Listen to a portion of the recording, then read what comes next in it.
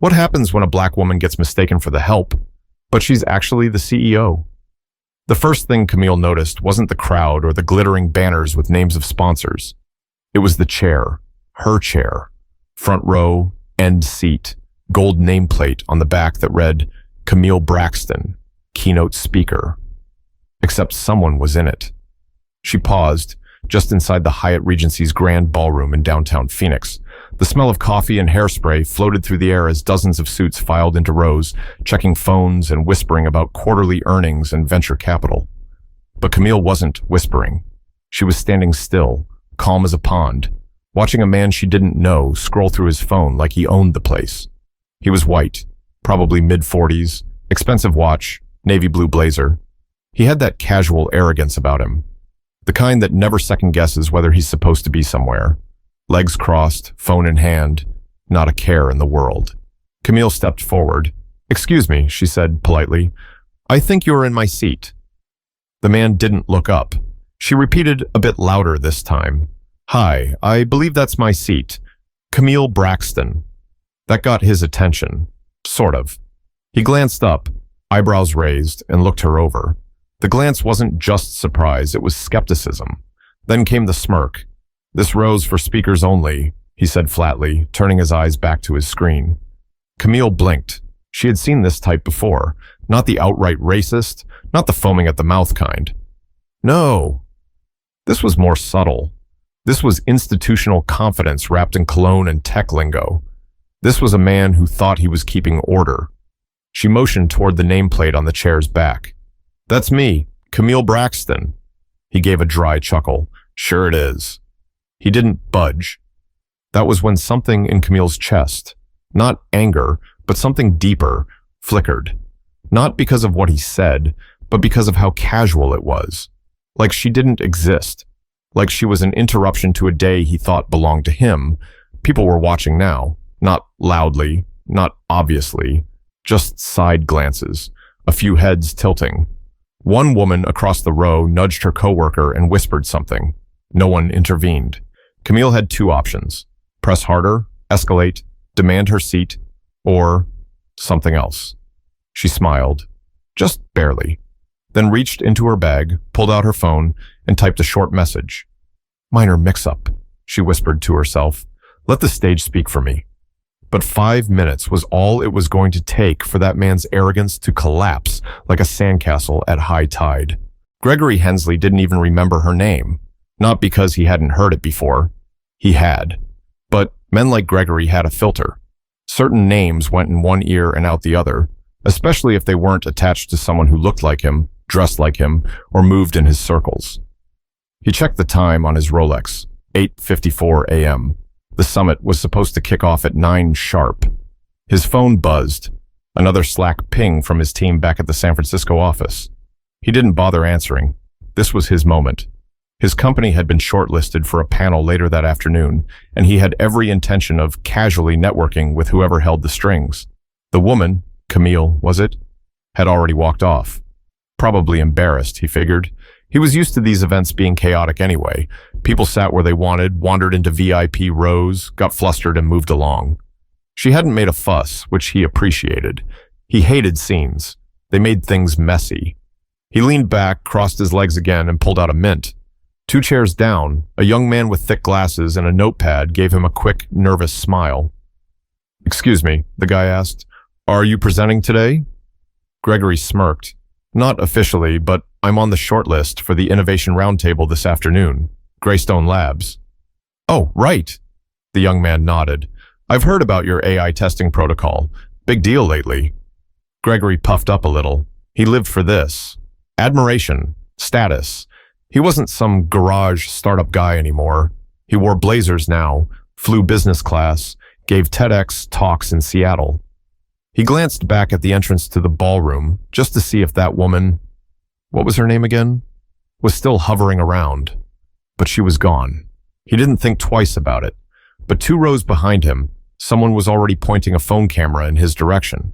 Another person whispered, "Is that the guy who?" The chatter started low, like a quiet stir in the trees before a storm. Gregory didn't hear it yet. Instead, he looked around the room, noting faces he recognized from LinkedIn and Forbes. 30 under 40 lists.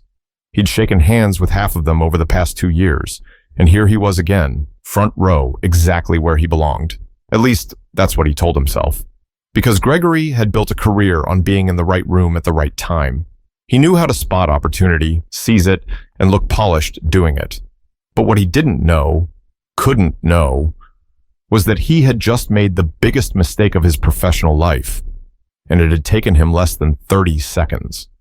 But just as Gregory leaned back in that stolen seat, the microphone on stage clicked, and a voice boomed through the ballroom, a voice that would wipe the smirk clean off his face.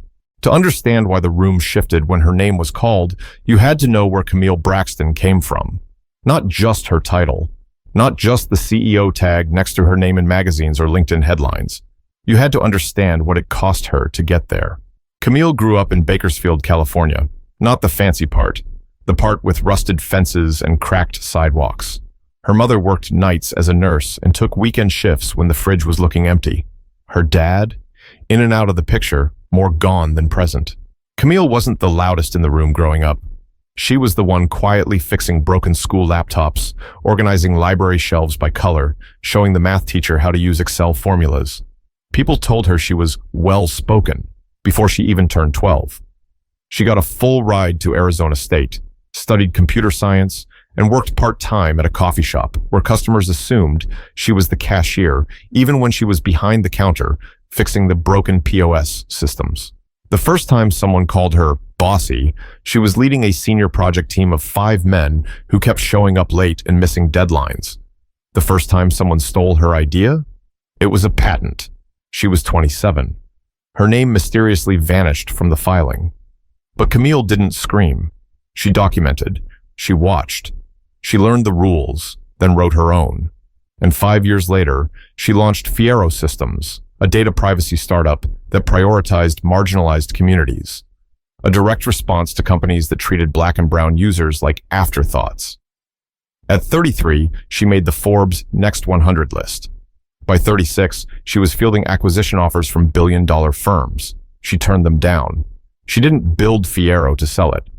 She built it to protect people like her mother, people who couldn't afford identity theft or surveillance or silent discrimination coded into algorithms. Camille wasn't just a tech executive, she was a woman with receipts. And that conference, the one in Phoenix, she had been invited as the opening speaker, not just for her achievements, but for the example she set. The proof that excellence doesn't need anyone's permission. So when she texted the moderator, a longtime colleague from the industry, and said, "Tiny hiccup with my seat, let me know when you're ready," she wasn't being passive. She was setting the stage, literally. Back in the ballroom, Camille stood behind the side curtain, one earbud in, her speech notes on her phone. Not that she needed them. She knew every word by heart.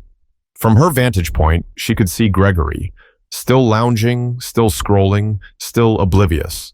She had seen him before. Not him specifically, but his type. At pitch meetings, in elevators, on calls where they'd ask to speak to the engineer after she'd already introduced herself as the founder. People like Gregory never realized they were looking at the future, until it was too late.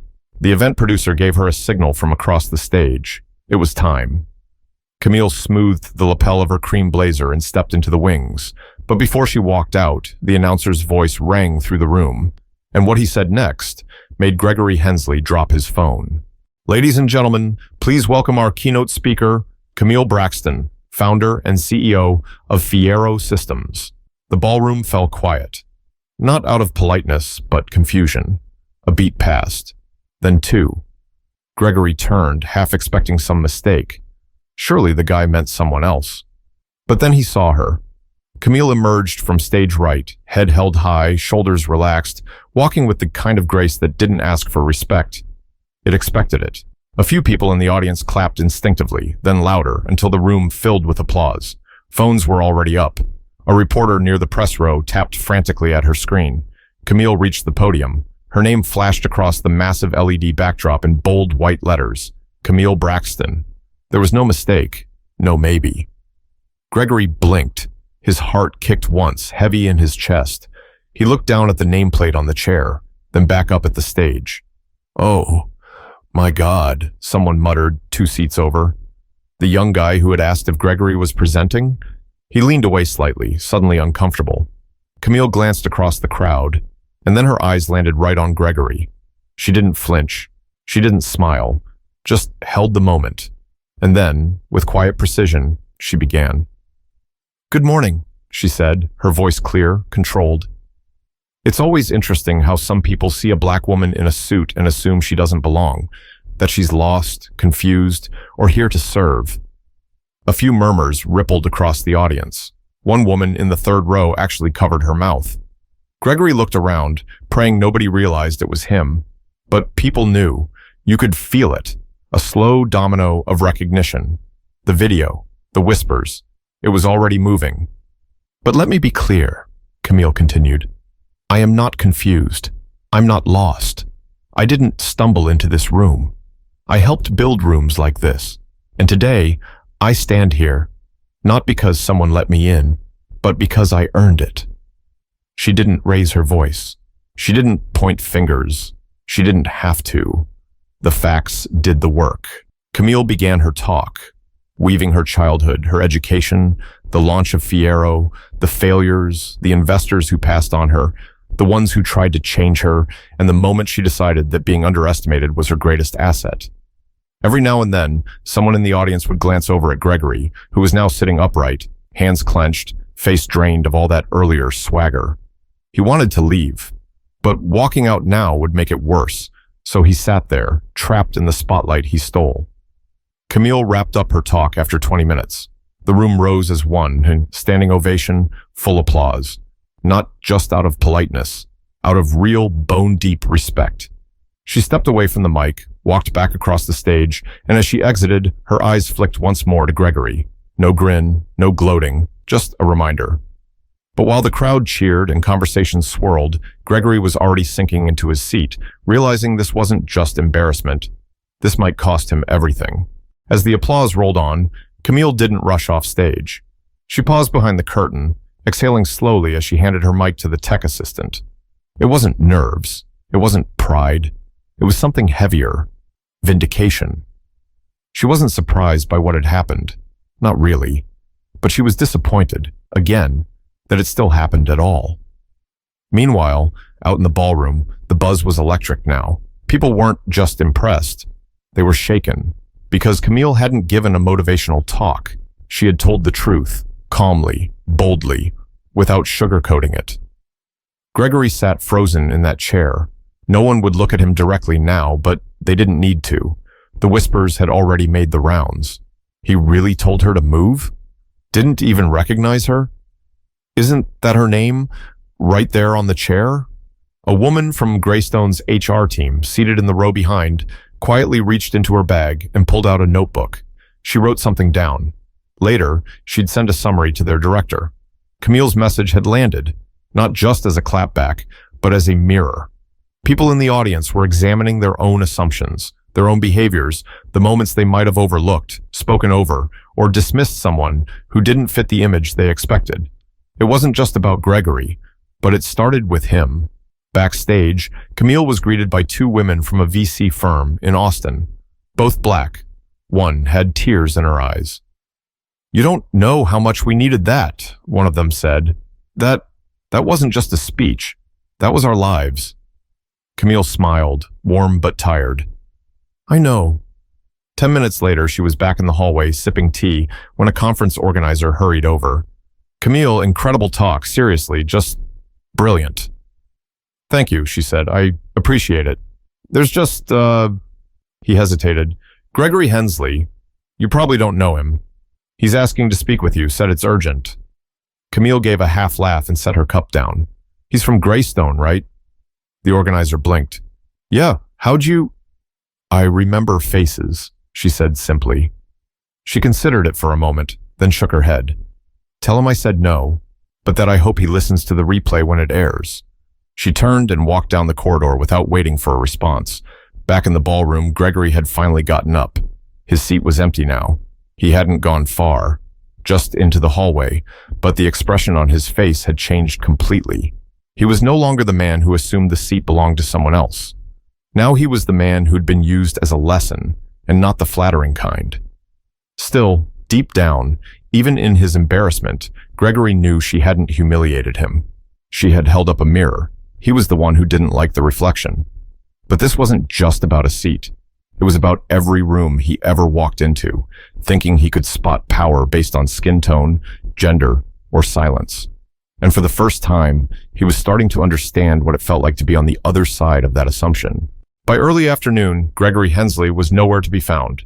His name had been on the afternoon's Innovation Roundtable schedule, Panel B, 3:15 p.m., next to 3 other execs from mid-sized tech firms.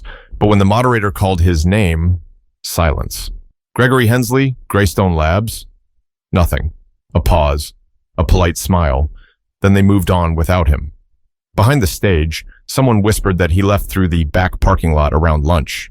No goodbye, no explanation, just gone. The panel carried on, of course. The audience leaned forward, still riding the momentum of Camille's speech, referencing it in questions and sidebar discussions. In the networking lounge, her name was on everyone's lips. One woman from a fintech firm in Dallas said she had already reached out to Fiero Systems for a partnership call. A black product designer in the corner told her colleague, "That was the first time I felt like someone actually said what we've all been thinking for years." Gregory's name didn't come up again, not out loud, but he lingered, ghost-like, in the edges of every conversation about bias, leadership, and why more voices like Camille's were needed at the front of the room. At Greystone Labs, things weren't much quieter. By the time Gregory landed back in California 2 days later, there were 3 emails from HR flagged important. His boss, who hadn't been at the summit but had watched a video of Camille's speech online, wanted a meeting. The clip had gone viral. Not the whole speech, just the first 2 minutes.